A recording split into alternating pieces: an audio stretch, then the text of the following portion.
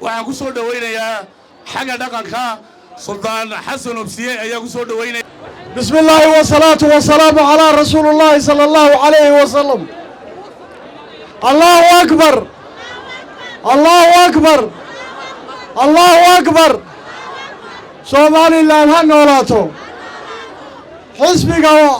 xisbiga kulmiye ilaahay ha soo saaro. ilaahay ha soo saaro. Muuse Biixi mar labaad Allah inoo soo celiyo. Maxamuud Xasan Sacad Allah keeno. ilaahay ha inoo keeno.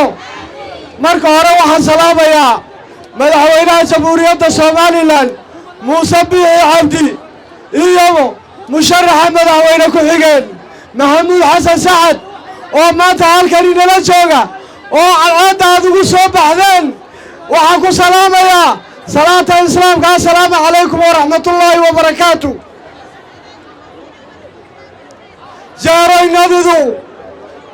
jaaraynadidu haylaylanto oy gacantu aabeesho anigu waddani oo intiisiyo kulmiga haa ka odhan maayo. jaaro fartiinna helana haa ka odhan maayo. jaaraynadidu haylaylanto oy gacantu aabeesho waddani oo ogaydiinsiyo ilmada ilmada heewa odhan maayo. jaaro fartiinna helana haa ka odhan maayo.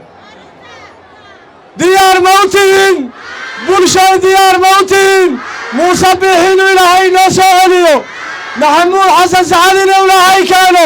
bulshada diyaar ma u tihiin? waa goor gaaban cadceed baad joogtiin. aabbaan idiin salaamaya. gabaygu iga yar garcadaya waan ku gabi doonaa madaxweynaha iyo madaxweyne ku-xigeenka. abwaan baan ahay aad u culus laakiin waan ka yarnahay oo baasha makarafoonkaan ka yarnahay. aad baad u mahadsantiin. aad baan idiin salaamaya. assalaamu calaykum waraxmatullaahi wabarakaatu.